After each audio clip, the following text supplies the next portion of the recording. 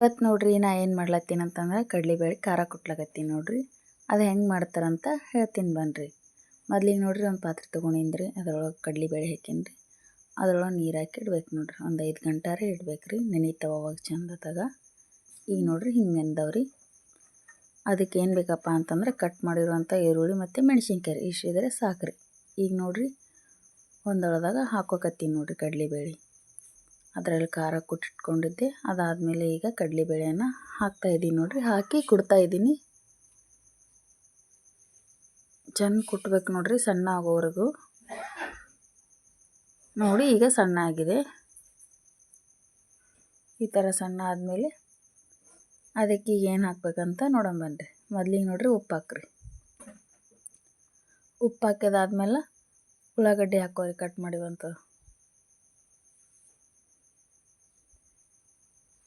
ಉಳ್ಳಾಗಡ್ಡಿ ಹಾಕಿಸಿಂದ್ರೆ ಹಾಗೆ ಮೆಣಸಿನ್ಕಾಯಿನೂ ಹಾಕೋರಿ. ಹಾಕ್ಕೊಂಡು ಚೆನ್ನಾಗಿ ಮಿಕ್ಸ್ ಮಾಡ್ಕೊಳ್ರಿ. ಮಿಕ್ಸ್ ಮಾಡಿಕೊಂಡ್ರೆ ಸಾಕು, ನಮ್ಮ ಕಡಲೆಬೇಳೆ ಖಾರ ರೆಡಿ.